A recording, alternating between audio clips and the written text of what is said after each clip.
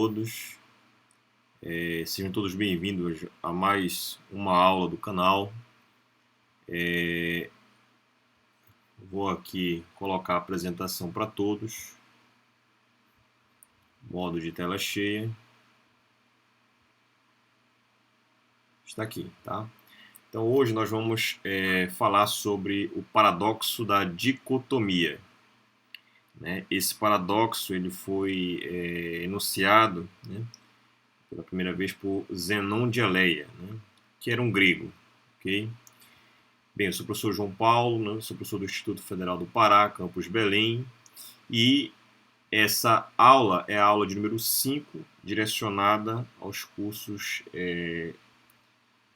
técnico médio de Física 1 e superior de Tecnologia aplicada ao ensino da Física. Tá? Esse ciclo é o ciclo de e-aulas que está sob minha autoria. Tá? Então vamos falar um pouco mais do paradoxo da dicotomia e numa próxima aula, aula de número 6, né, eu poderia falar, né, a continuação dos paradoxos do movimento, com a finalidade de expor sobre o paradoxo de Aquiles e a tartaruga, também de autoria de Zenon de Eleia. Okay? Adiante, né? Então, nosso sumário ele está basicamente dividido, né, em 6 tópicos. Né? O primeiro é sobre o paradoxo dos movimentos na Grécia Antiga, né? Que é basicamente o da dicotomia, que eu vou falar agora, o do arco e flecha e Aquiles e a tartaruga. Claro, tem muitos paradoxos nesse período, mas eu vou focar em basicamente esses três tipos de paradoxos de movimento. Tá? Vou falar do paradoxo da dicotomia, falar da solução proposta por Zenon, né, de Eleia na época, e vou falar a solução desse mesmo paradoxo na versão moderna. Falarei também que esse tipo de problema ele acaba levando a outras análises interessantes, que, por exemplo, Arquimedes fez o cálculo pela primeira vez da área abaixo da curva de uma parábola, né, o problema da quadratura da parábola de Arquimedes. Falar um pouco da geometria fractal, né, digamos assim, tudo isso surgindo a partir do problema da dicotomia, né, o paradoxo da dicotomia. E falarei das considerações finais. Bem, então, antes de falar o que é um paradoxo, né, essa sessão é sobre o paradoxo do movimento na Grécia Antiga. A gente precisa saber o que é um paradoxo, né? Então é interessante notar que não deve ser confundido com antítese, né? Antítese assim como o paradoxo, é uma figura de linguagem, né? E a antítese ela é uma oposição explícita de ideias, né? Por exemplo, preto, branco, gordo, magro. Esse tipo de colocação numa frase representa uma figura de linguagem denominada antítese. Já o paradoxo, né, nessa visão, digamos, da língua portuguesa, ele é basicamente uma oposição só que de ideias. Então você tem que pensar, refletir um pouco mais. Há uma oposição implícita, né, de situações, né, que você pode ter num dado texto. Então, tendo isso em mente, né, então um paradoxo ele é uma declaração aparentemente verdadeira que leva a uma contradição lógica ou uma situação que contradiz a intuição comum. Em termos simples, um paradoxo é o oposto do que alguém pensa ser a verdade. A identificação de um paradoxo baseado em conceitos aparentemente simples e racionais tem, por vezes, auxiliado significativamente o progresso da ciência, filosofia e matemática. Os paradoxos de Zenon, né, são um conjunto de problemas filosóficos, geralmente pensados como tendo sido inventados pelo grego e filósofo Zenon de Eleia, que viveu no período de 490 a 430 a.C. Alguns dos 9 paradoxos sobreviventes de Zenon, né, Zenon encontram-se na literatura de Aristóteles, né, então, como também Galileu. e mais especificamente, né, no livro de Galileu, o livro chamado Diálogos sobre os dois principais sistemas de mundo, que é uma narrativa, né, onde há três personagens e eles debatem, né, problemas e paradoxos, todos relacionados com a questão do movimento, a questão da inércia, como é que você pode, dado um problema, como é que você pode resolver na visão de Aristóteles, na visão de Galileu, e aí isso é uma narrativa entre esses três personagens, né? Salviati, Simplício e Sagredo, né? Cada um personagem representa um personagem representa Aristóteles, outro representa Galileu e o outro representa um estudante culto que faz a interligação, a intermediação entre os dois outros personagens. Então, é interessante notar aqui que a questão do movimento, né, esse paradoxo que nós vamos falar aqui é um paradoxo relacionado com a cinemática. Então, a cinemática é o estudo dos movimentos. Então, é muita coisa que nós fazemos hoje, né, que eu vou falar depois do paradoxo de Aquiles e a tartaruga, nós não nos fazemos conta de que isso já foi um problema que bateu, digamos assim, fez muita gente quebrar a cabeça, né, até vir a sua solução. Então, esse diálogo aqui histórico, ele é interessante porque fica para nós pensarmos como é que as coisas surgem, né? Como é que algo que você usa muitas das vezes inconscientemente, como é que aquilo surgiu, como é que foi obtido aquele resultado, você não tem conhecimento porque isso muitas vezes durante uma aula ele é esquecido. E aqui é interessante resgatar esse contexto histórico, em que situação aconteceu, como foi resolvida, etc. É interessante colocar para todos aqui, certo? Alguns matemáticos e historiadores sustentam que os paradoxos de Zênon, né, são simplesmente problemas matemáticos, para os quais o cálculo moderno fornece uma solução matemática. Outros filósofos, porém, né, dizem que os paradoxos de Zênon, né, e suas variações permanecem como problemas metafísicos relevantes até hoje. Né? Que é problema de pensamento, né? Como fazer algo. Então, quando eu digo problema, é dado um problema e você tenta resolver, né, intelectualmente, né, sem não foi feita experiências para comprovar o resultado, né? Você faz um problema de pensamento, né? É importante entender no contexto histórico os problemas intrínsecos associados ao movimento dos corpos, como havia colocado anteriormente na minha fala, né? Em seguida, né, agora eu vou falar sobre o paradoxo da dicotomia. Então, o que é esse paradoxo? Qual o contexto, né, que ele surge? Né? Qual é a sua origem? Né? Como é o enunciado desse paradoxo? Né? Então, assim, antes de ir adiante, né, o que é a Atalanta? Né? Eu vou falar sobre a Atalanta aí.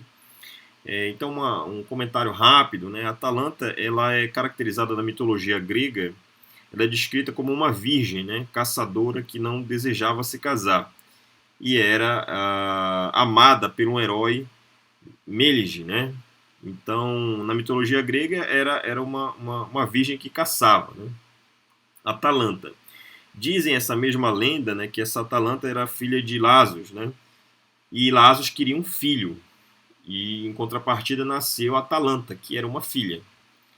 E aí ele a deixou no topo de uma montanha, né, para morrer porque ele ficou desgostoso, né, com o nascimento de uma filha e não de um filho. Nessas histórias também, né, nessas lendas, né, dizem que uma ursa amamentou e cuidou dela até que os caçadores a encontraram e a criaram. Ela aprendeu a lutar e caçar como um urso faria. Né? Ela cresceu no deserto e se tornou uma caçadora feroz e sempre foi feliz. Né? E ela fez um juramento, né, de virgindade à deusa Artemis, né, e matou 2 centauros que tentaram, né, estrupá-la. Então essa é uma história, uma lenda, né, que fala sobre a Atalanta. Né. Então aqui, nesse período, né, o Zenon de Elé ele enunciou o seu paradoxo usando essa personagem da mitologia grega, Atalanta. Né. Então vamos lá. Suponha que Atalanta deseje caminhar até o fim de um caminho. Então tá aqui um desenho embaixo, né, ilustrativo, você tem a Atalanta, e a Atalanta vai sair do ponto inicial aqui e vai ter que percorrer uma distância que ele chamou, pode ser x, d, ele deu um número, né? Essa distância eu vou normalizá-la como sendo 1.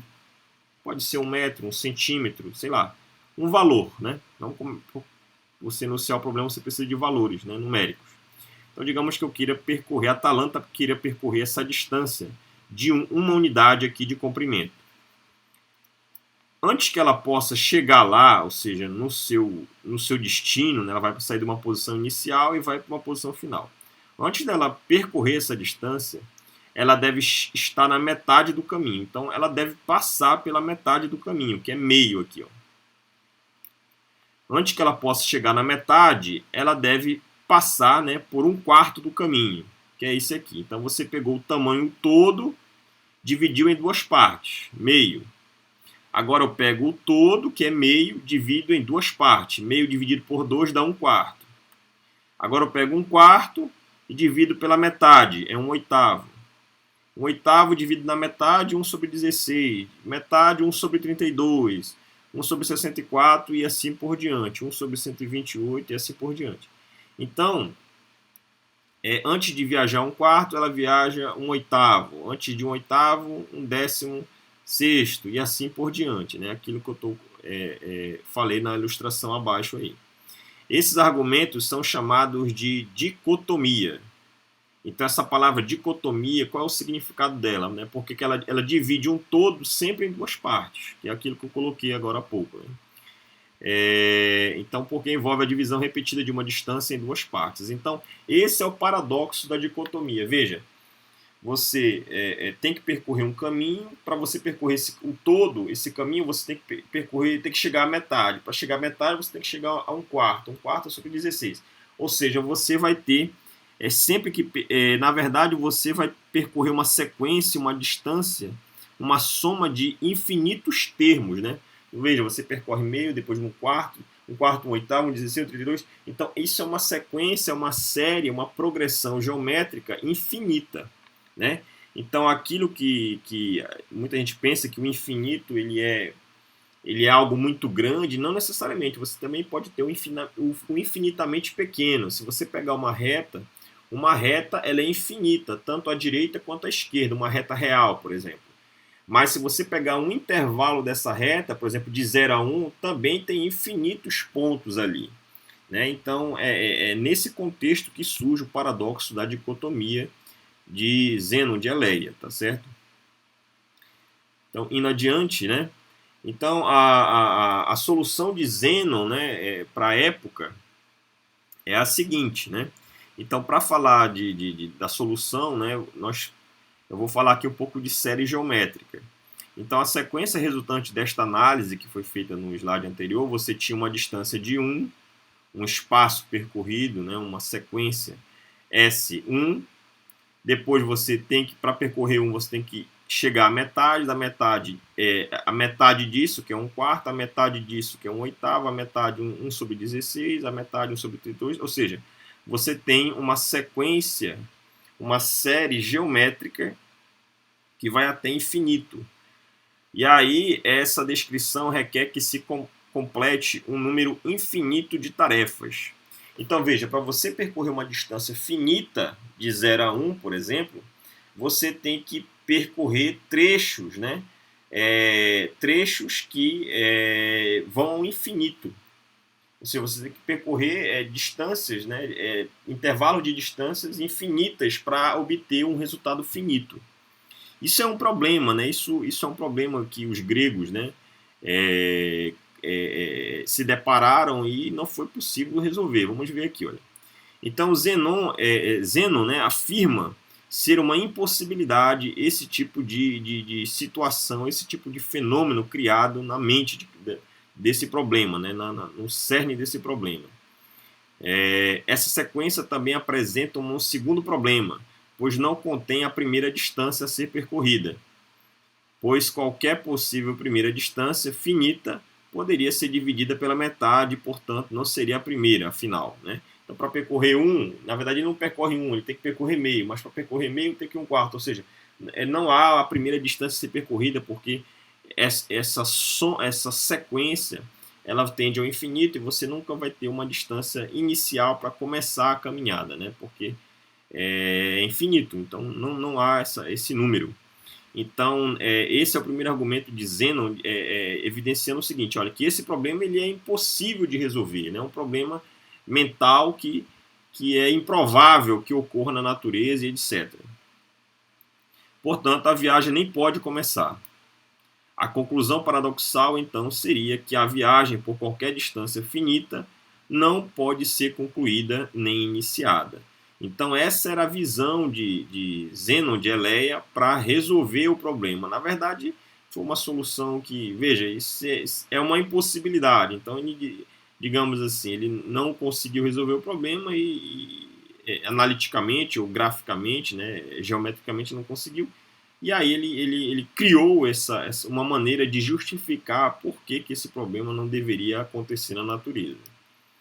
Então, todo movimento deveria ser uma ilusão, né? Então, essa era a visão, essa foi a solução proposta por Zênon de Eleia na época para resolver esse paradoxo da dicotomia.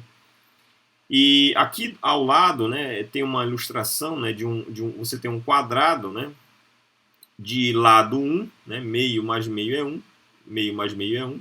Então, você tem um quadrado de lado 1, né?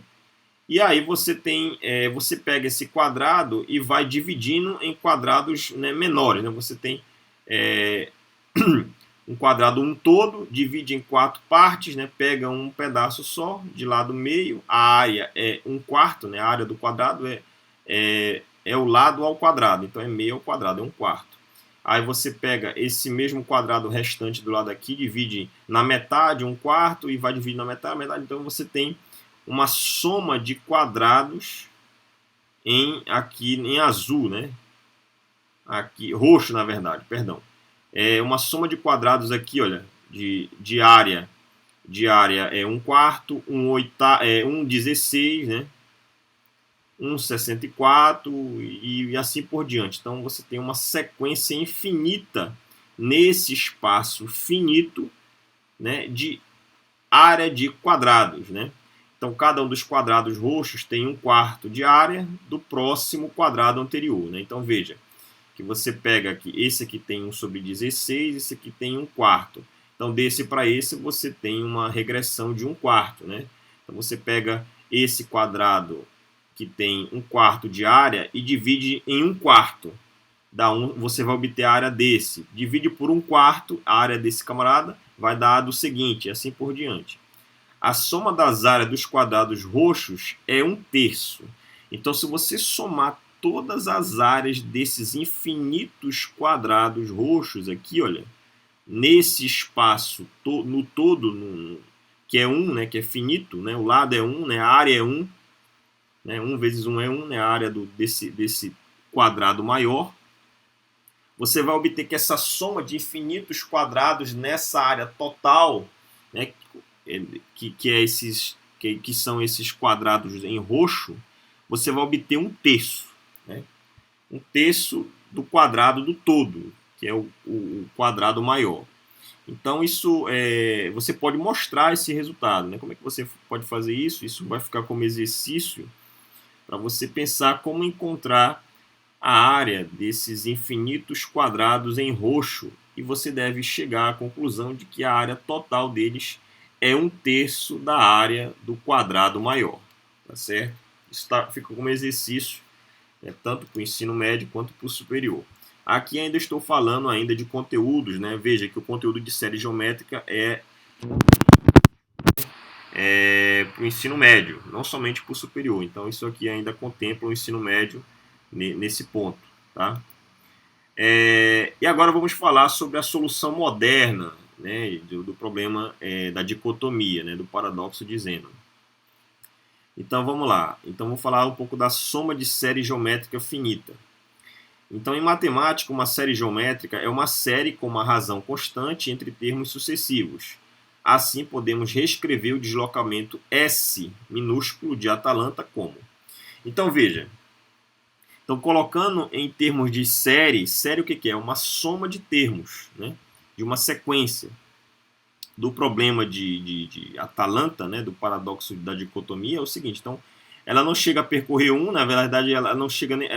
tudo começa com um, você divide em meio, então começa a partir daqui, meio, um quarto, um oitavo, um 16, e assim por diante. Então, essa sequência, você vai ter que percorrer o seguinte. Então, a Atalanta, ela tem que percorrer a metade do seu caminho.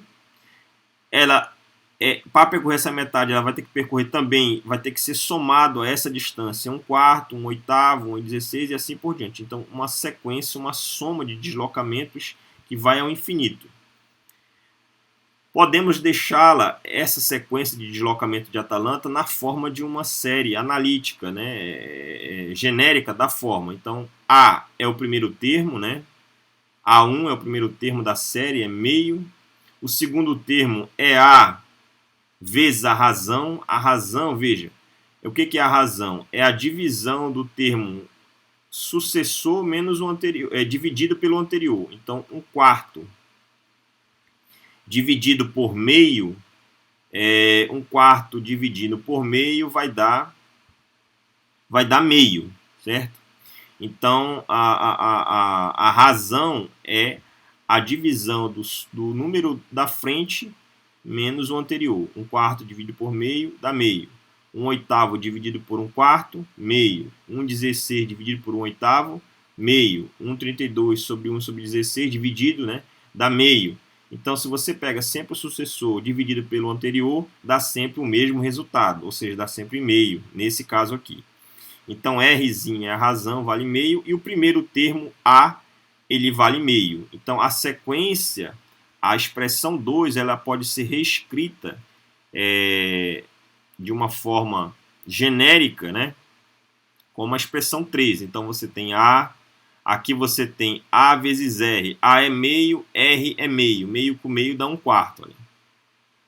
A é meio, R ao quadrado. R é meio. Meio ao quadrado dá um quarto. Um quarto vezes meio dá um oitavo. Olha.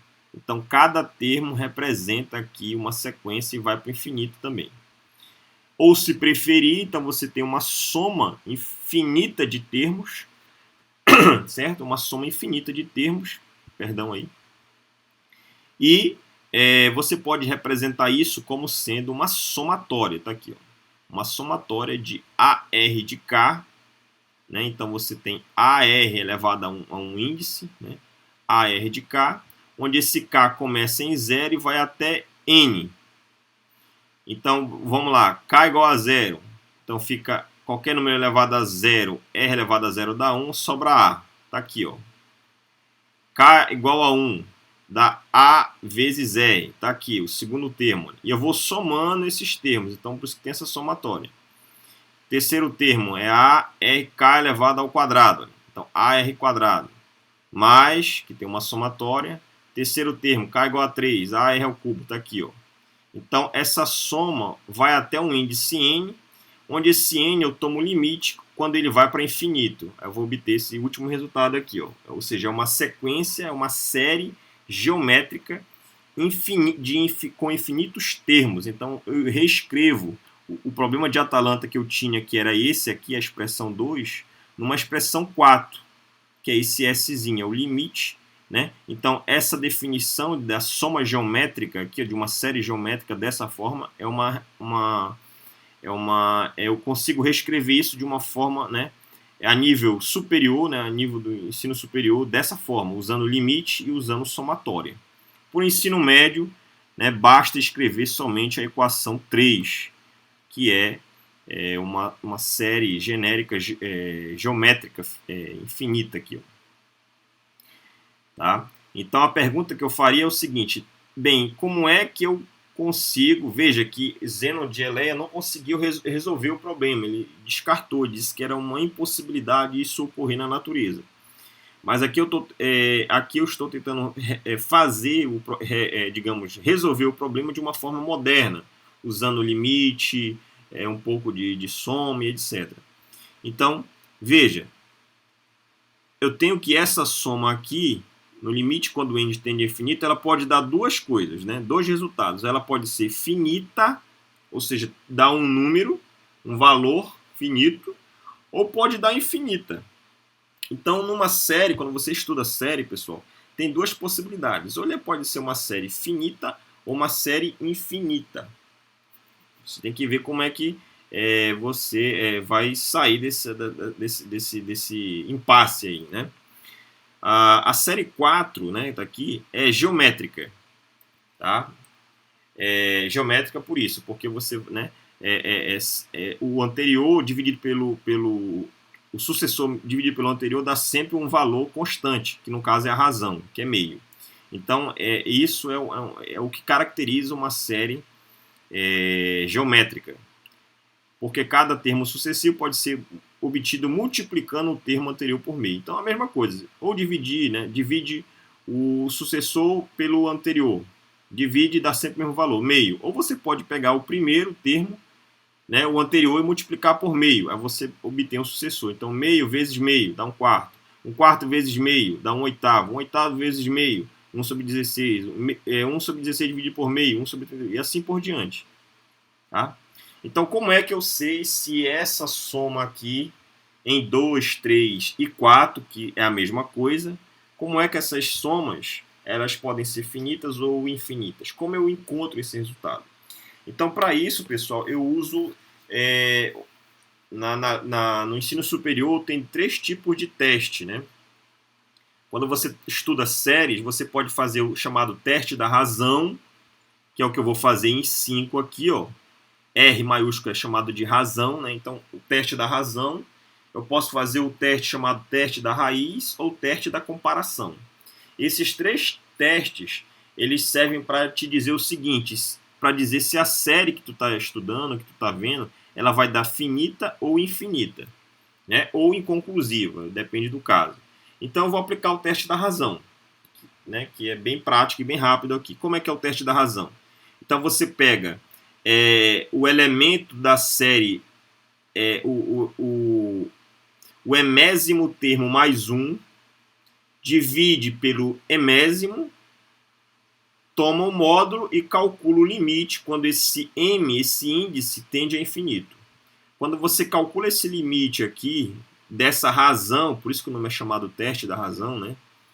Entre o termo sucessor pelo anterior, né, o emésimo termo, quando você faz isso, você pode ter 3 resultados.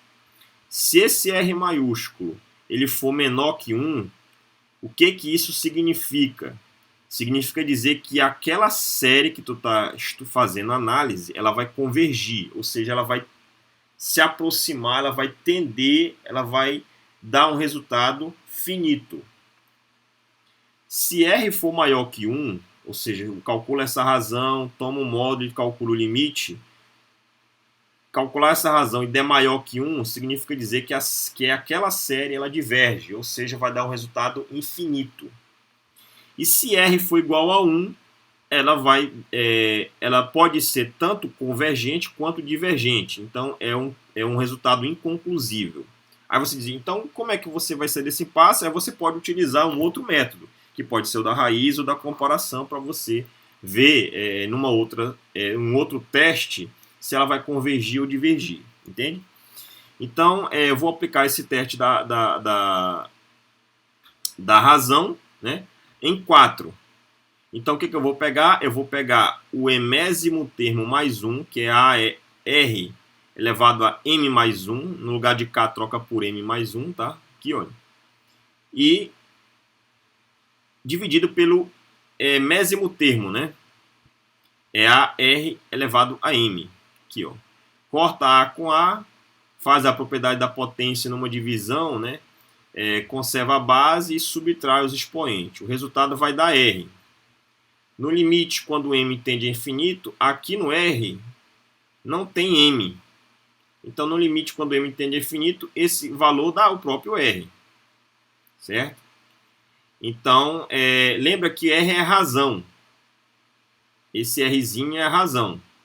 O R maiúsculo é o teste da razão, que é o que eu estou fazendo. O teste da razão em S. Esse S aqui, ó, no deslocamento de Atalanta. Então, o valor de Rzinho é meio. Bem aqui, ó.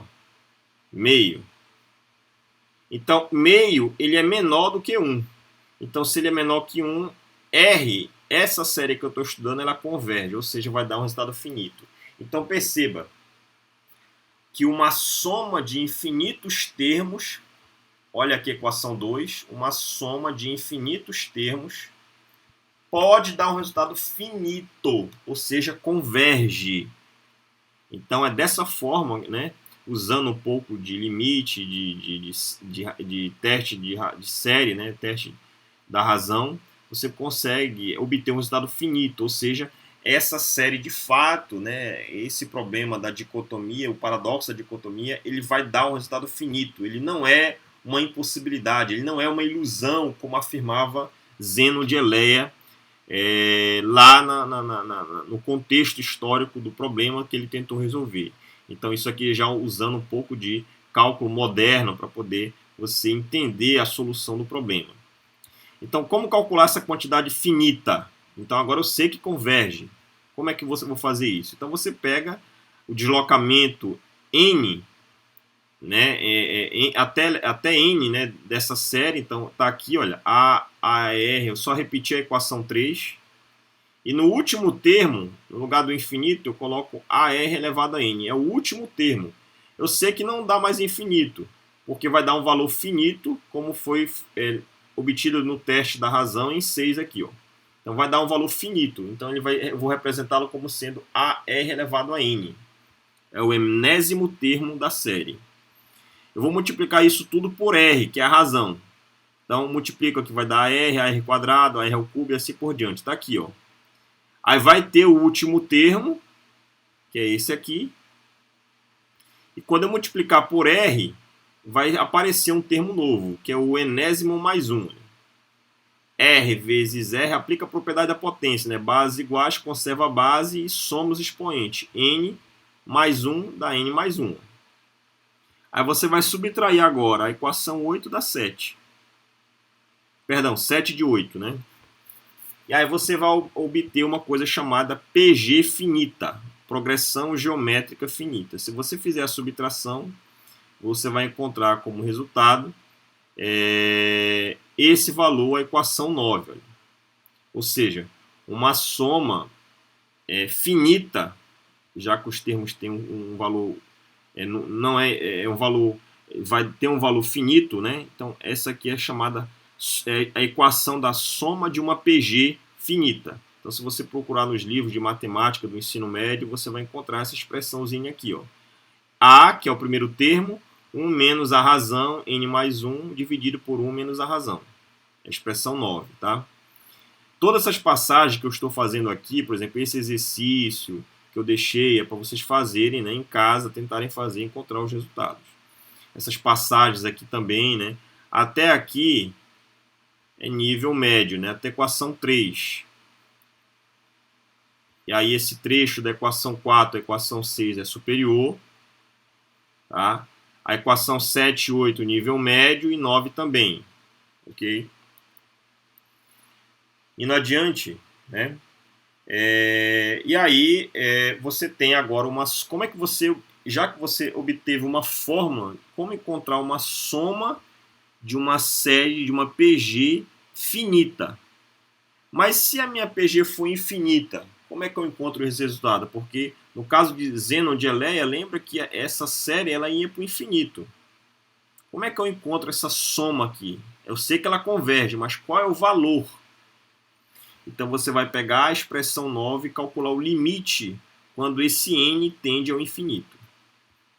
Então, aplicando o limite quando n tende ao infinito, na expressão 9, você tem a expressão 9 que é essa, e toma o limite. Quando n tende ao infinito, você vai ter uma soma infinita. Então, quando você aplica esse limite, lembrando que R é igual a meio, você vai encontrar uma expressão que é o primeiro termo, A1, dividido por 1 menos a razão. A razão é meio e o A1 é meio. Você substituir aqui meio e meio, fizer essa divisão e a subtração, calculando MMC, etc., você obtém 1. Então, olha só que interessante. Então, eu cheguei numa expressão aqui de uma soma infinita de termos, que a expressão é essa, partindo de uma expressão de uma soma finita. Então, essas duas expressões encontram-se em livro de matemática, você pode pesquisar e encontrar, que é uma soma de uma PG finita, que é essa expressão, e uma soma de uma PG infinita, que é essa aqui. Ó. E aplicando esse resultado no problema do paradoxo da dicotomia, você encontra o resultado que é 1. Então, veja, recapitulando, Atalanta, para percorrer o todo, que é 1, ela tem que chegar à metade, que é meio. Depois somar um deslocamento, que é 1/4. Depois somar com um oitavo, 1/16, 1/32. Ou seja, se eu somar todos esses deslocamentos que a Atalanta tem que percorrer até chegar ao seu destino, essa soma vai dar 1. Ou seja, vai dar exatamente o todo que ela tem que percorrer naquele deslocamento. Ou seja, ela vai percorrer um resultado finito, e esse resultado finito é o próprio deslocamento, é a posição final menos inicial que a Atalanta tem que percorrer, que é 1, que é o todo. Então, essa é uma solução bastante elegante, né, do paradoxo da dicotomia, usando um pouco de cálculo moderno, né? Zenon de Aléa não conseguiu resolver o problema, mas agora eu mostrei que é possível fazer usando um pouco de limite e somatória, tá? Então, uma aplicação interessante desses resultados que foi obtido aqui, que foi a expressão 10, né, que é obter uma expressão de uma soma de uma PG infinita, que é dada por um resultado, uma equação que dá um resultado finito aqui. Ó, tá? Então, é em dízima periódica. Então, lá em matemática, uma dízima periódica pode ser considerada uma série geométrica, cuja razão é 1/10. Então, perceba, exemplo 1. Então, tu tem uma dízima periódica aqui, ó, 0,777. Então, essa dízima periódica ela pode ser representada numa fração, numa PG, como 7/10, mais 7/100, 7/1000, 7/10.000, 7/100.000, e assim por diante. Ou seja, uma soma de termos que vai para o infinito, porque essa dízima é infinita. Então, se tu dividir aqui esse camarada, mais esse, você vai obtendo 0,7, 0,77, 0,777, 0,7777. Ou seja, cada termo que você vai somando, você vai obtendo um dígito da dízima. Como ela é infinita, ela vai para o infinito. Então, eu estou escrevendo a dízima como uma soma, uma série, uma PG infinita. Veja que o que é uma PG é quando você tem, se você dividir o sucessor pelo anterior, você sempre obtém o mesmo valor. Veja, 7/100 dividido por 7/10 vai dar 1/10, sempre. Olha, esse resultado. Dividir esse aqui por esse dá 1/10, esse por esse, 1/10, ou seja, uma PG. A fórmula para a soma de uma série geométrica pode ser usada para converter o decimal em uma fração.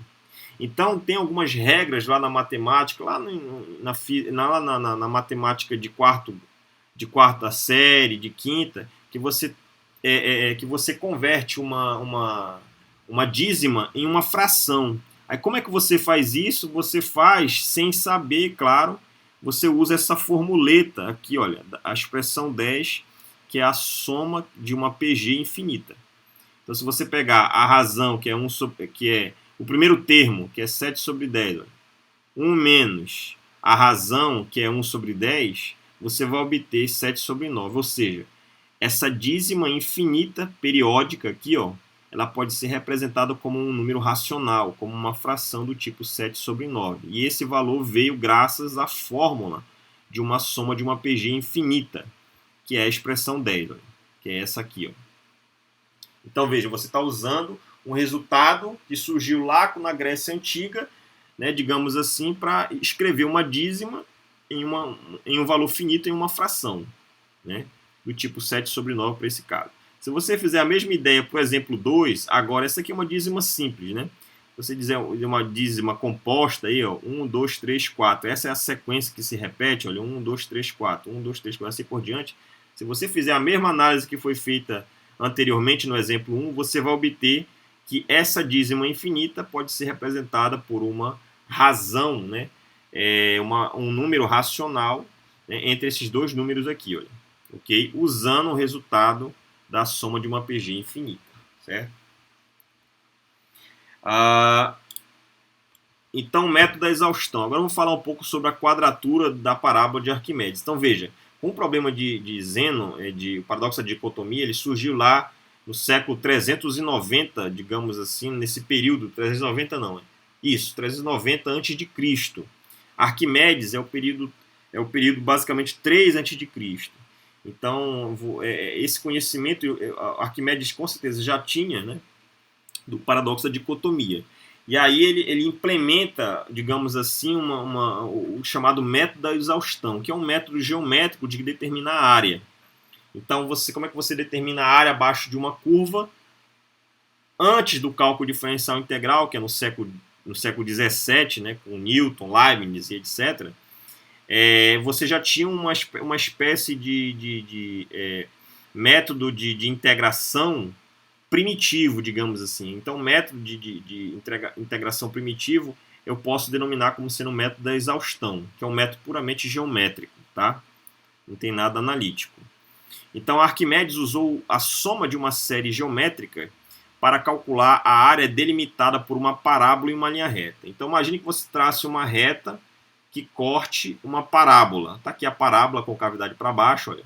E você passa uma reta cortando a origem em um dado ponto da parábola. Quando você faz isso, você pode inscrever, interligando esses dois pontos, você pode colocar um terceiro ponto em cima da parábola e escrever abaixo da parábola um triângulo, que é pintado em azul. Desses dois pontos aqui, ó, você pode traçar um terceiro ponto e escrever um outro triângulo. Nesse lado aqui do triângulo, a mesma coisa. Um outro ponto você denomina sobre a parábola e inscreve nele um outro triângulo. Então, assim por diante. Cada pedaço, cada lado do triângulo, você pode pegar um terceiro ponto sobre a parábola e inscrever um outro triângulo. E assim por diante, né? Então, você vai ver que você tem um triângulo em azul, tem os 2 triângulos em verde, tem 4 triângulos em amarelo, 8 triângulos em vermelho. Tudo isso graças a essa técnica geométrica. Tá? Seu método era dissecar a área em um número infinito de triângulos. Então ele pegava a parábola, dado 2 pontos, que você traça uma reta que corte essa parábola em 2 pontos, né? E aí você ia traçando uma sequência infinita de triângulos dentro, abaixo daquela, entre a parábola e a reta traçada, certo? Então Arquimedes determinou que cada triângulo verde, tá aqui, cada triângulo verde tem 1/8 do triângulo azul. Cada triângulo amarelo tem 1/8 do verde. Cada triângulo vermelho tem 1/8 do amarelo, e assim por diante, tá? Isso representa o uso mais sofisticado do método da exaustão na matemática antiga. Então, antigamente, como é que o pessoal calculava a área abaixo de uma curva? Era usando o cálculo diferencial integral? Não. Era usando o método da exaustão, que é um método puramente geométrico, tá? Então, aqui isso vale tanto para o ensino médio quanto para o superior, tá certo? Então, essa técnica ela permaneceu insuperável, ou seja, a melhor técnica de cálculo de área abaixo de curva era o método da exaustão. E esse é um método que foi a origem do cálculo diferencial integral. Então, o pessoal diz assim, o cálculo diferencial integral surgiu com Newton, Leibniz, tem essa discussão, século XVII e tal. Cara, o cálculo diferencial integral ele surgiu muito antes, né, lá na Grécia, tá aí um exemplo, né? Tudo começou lá com os estudos lá de Zeno de Eleia, no paradoxo da dicotomia. Aí você tinha que resolver a questão do deslocamento de Atalanta, né? E aí não conseguiu, e aí foi passando os anos, e aí o que Arquimedes utilizou desse resultado? Não, isso aqui é uma PG e tal, posso aplicar no cálculo de área, etc. Então, veja como a ciência vai evoluindo, né? Então, desde a época já de Arquimedes já se tinha uma maneira de calcular a área abaixo de uma curva, no caso era uma parábola, né, num caso específico, mas já era um caso muito importante, interessante, que é o chamado quadratura da parábola de Arquimedes, né? Esse era o problema, determinar a área da parábola entre a parábola e a reta que corta a parábola, e como é que você faz isso de uma forma geométrica, somando, né, infinitos triângulos. Então esse é o chamado método da exaustão, né? Então, supondo que cada triângulo azul tem área 1, né, só como a título de valor, para a gente poder fazer um cálculo, digamos assim, né? Então, digamos que o triângulo azul tem área 1, a área total é uma soma infinita. Então, como é que vai ser essa PG, né? Como é que é essa sequência? Então, a área A, abaixo da parábola, entre a parábola e a reta, essa reta aqui de baixo, tá certo? Vai ser 1, que é o triângulo azul, mais dois triângulos, aqui ó, 1, 2, dois triângulos com 1/8 da área do triângulo anterior, então 1 dividido por 1/8 dá 1/8, mais 4 triângulos em amarelo, olha, 1, 2, 3, 4 triângulos amarelos vezes a área do triângulo anterior. Então você pega 1/8 da área anterior. Então pega 1/8 dividido pelo anterior, que é 1/8. Dá 1/8 ao quadrado. Olha. Mais, aí pega o vermelho. 1, 2, 3, 4, 5, 6, 7, 8. 8 triângulos em vermelho vezes 1/8 da área anterior, que era 1/8 ao quadrado, vezes 1/8, vai dar 1/8 ao cubo. E assim por diante. Aí você pode simplificar, vai dar 1 mais 2 vezes 1/8, dá 1/4. 4 vezes 1/8 ao quadrado, dá 1/16. Aí, adiante, esse, cara, 1/64. Então, você vai ter uma soma de áreas de triângulos, né, abaixo da parábola, entre a parábola e a reta, que é essa série infinita aqui, ó. Se você fizer aqui a análise, isso aqui pode ser escrito como uma somatória de 0 a infinito do termo 4 elevado a menos n. E se você utilizar nesse resultado a equação que descreve a soma infinita de uma PG, que é essa aqui, ó, o resultado você vai encontrar 4/3. Ou seja, a área abaixo da curva e acima da reta, toda essa área que eu dividi em infinitos triângulos, qual é o resultado? O resultado vai dar 4/3 da área do triângulo azul. Então, se o triângulo azul tem área 1, então o resultado da área total abaixo da parábola e acima dessa reta aqui vai ser 4/3 da área do triângulo azul. Certo? Então, esse é o chamado método da exaustão. Então, eu quero que vocês façam, para o ensino superior, eu quero deixar como exercício que vocês façam esse mesmo problema da quadratura da parábola de Arquimedes usando integral, né? Usando integral, um pouco de limite, de somatória, encontre o mesmo resultado para esse problema, que é 4/3. Tá? Então, eu não quero que você use o método da exaustão, que é o método geométrico, eu quero que você utilize o método cálculo diferencial integral para resolver esse problema de Arquimedes. Isso vai ficar como exercício para o ensino superior, tá? Ensino médio não é para fazer. Então, o seu método era de secar a área de já falei isso, né? Tá. Ok. Indo adiante, uma outra aplicação dessa série geométrica, né? Da PG, é o chamado floco de neve de Koch, né?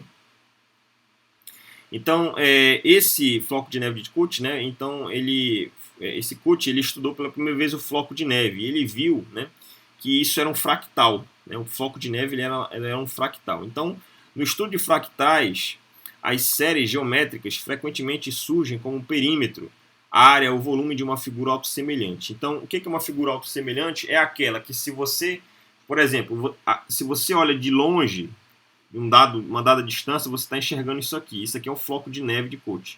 Se você der um zoom aqui, por exemplo, em vermelho, quando você der um zoom, o que você vai enxergar aqui é exatamente essa figura em miniatura. Ou seja, se você der um zoom para mais ou para menos, você sempre vai ver a mesma figura. Ou seja, são figuras autossemelhantes, elas se repetem se você dá um zoom para mais ou para menos, né?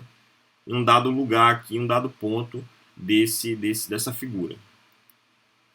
A área dentro do floco de neve de neve de Cotes, né, pode ser descrita como a união de um número infinito de triângulos equiláteros. Então você tem um triângulo equilátero aqui, ó, em azul. Você pega um lado e divide um terço em pedaços de um terço. Olha.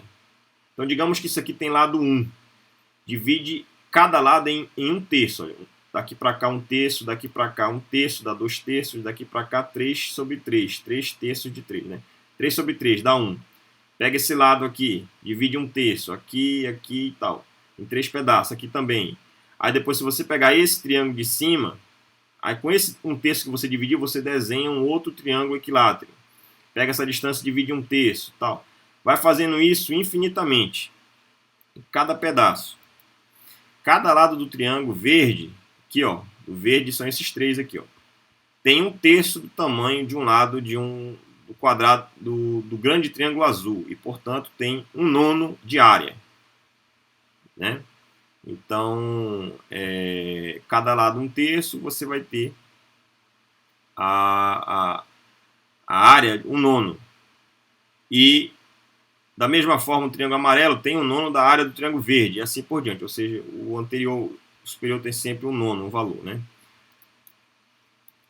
Tomando o triângulo azul como unidade de área, a área total do floco de neve vai ser. Então, a primeira área do triângulo azul é 1, unitária. Mas você vai pegar 3 triângulos verde e tem 1/9 da área anterior, né, que é um terço vezes um terço, dá 1/9. Na verdade, 1/9, né? 1/9 do anterior, que é 1 dividido por 1 vezes 1/9. Tá aqui. Aí depois, triângulo verde eu peguei. Vou pegar o amarelo. 1, 2, 3, 4, 5, 6, 7, 8, 9, 10, 11, 12. 12 triângulo amarelo, 1/9 da área anterior. Então, 1/9 vezes 1/9, dá 1/9 ao quadrado. Agora eu vou contar quantos triângulos tem em vermelha. Tu conta 1, 2, 3, conta. Se tu contar, vai dar 48. Vezes 1/9 da área anterior. 1/9 vezes 1/9.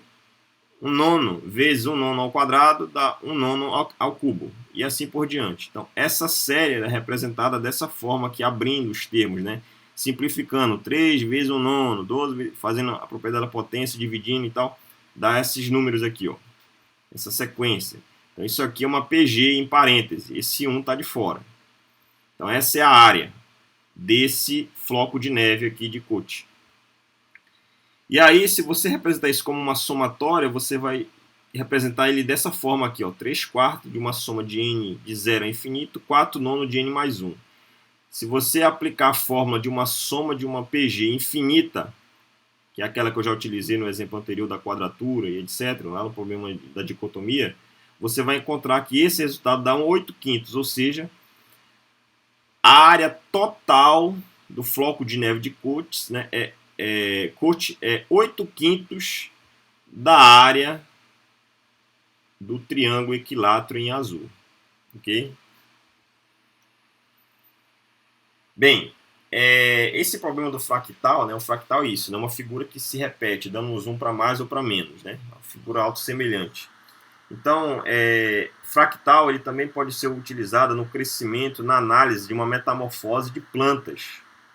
Olha só que interessante, isso eu já estou ligando com biologia, né? Botânica, etc., né? Mas também tem um pouco de física, posso chamar isso de biofísica. Então eu vou colocar uma animação para vocês, evidenciando um pouco do fractal, né? Dentro do crescimento da ramificação das plantas, né? De árvores, né? E basicamente o crescimento dos galhos de uma árvore ele obedece uma sequência, uma série que é chamada série de Fibonacci, né? Que é uma série que começa no 0, aí vai 1, 2, 3, 5, 8, 13, 21 e assim por diante. Como é que você obtém essa série? Você sempre pega o sucessor e soma com o anterior. Por exemplo, 0 e 1 são os dois primeiros números de Fibonacci, né? Dessa sequência, dessa série. Então 0 mais 1 dá 1, dá o próximo. 1 mais 1 dá 2, dá o próximo número de Fibonacci. 2 mais 1, 3, dá o próximo. 3 mais 1, 3 mais 2, 5, dá o próximo número de Fibonacci. Então você vai obtendo a série de Fibonacci somando o sucessor e o anterior. E você vai obtendo todas as sequências de crescimento, né, a ramificação das plantas, né? Então isso é uma série, né, chamada série de Fibonacci, e nós vamos evidenciar aqui uma animação que trata da série de Fibonacci relacionando com fractal. Olha só que interessante.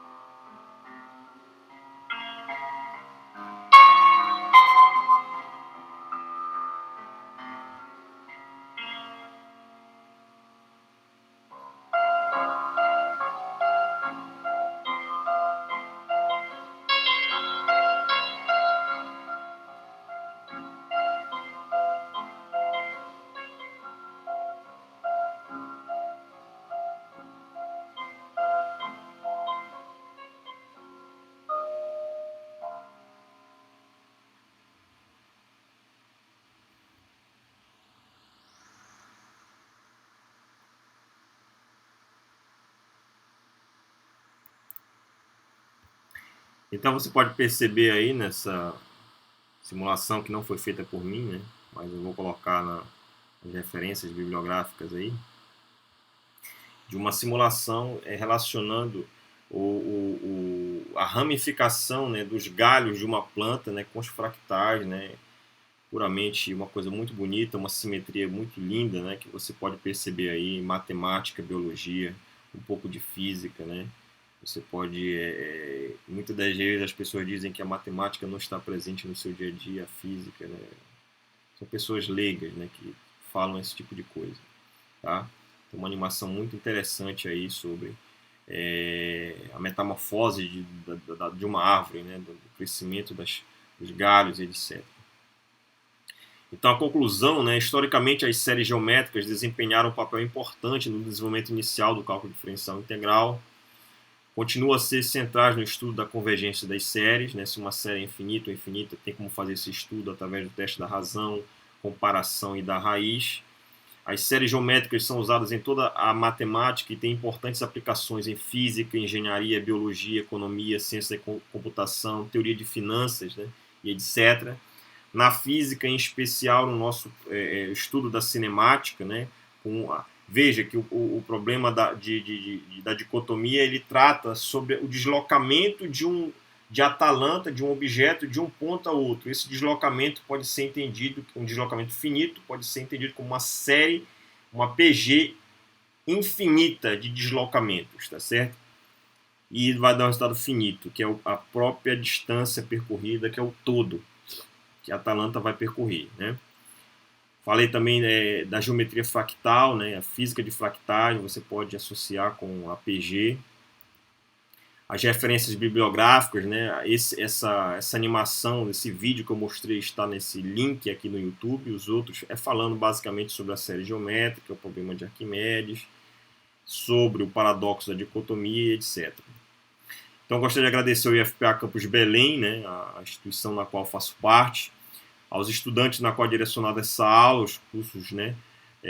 Do ensino médio, técnico e do superior, todos aqueles que de alguma forma divulgam e valorizam o nosso trabalho, deixe as dúvidas e comentários, né? Mandando e-mail nos próprios comentários do vídeo no YouTube. Inscreva-se no meu canal. E aqui uma caricatura do Nikola Tesla, né? De minha autoria, que diz o seguinte: se você quiser descobrir os segredos do universo, pense em termos de energia, frequência e vibração, né? Nikola Tesla, cientista, inventor austríaco, naturalizado, né? Estadunidense, norte-americano, tá? Então aqui Nikola Tesla fez de grandes contribuições, né? Patentes, né? Na área de eletricidade, aqui é a bobina de Tesla. Então, sem dúvida, um cientista brilhante, né? E tem muito a nos ensinar aí, nos dá um norte aí de estudos aí futuros sobre física, né? Nos concentrando principalmente em estudos referentes à energia, frequência e vibração, tá? Então, dou a aula por finalizada. Tudo de bom, bons estudos.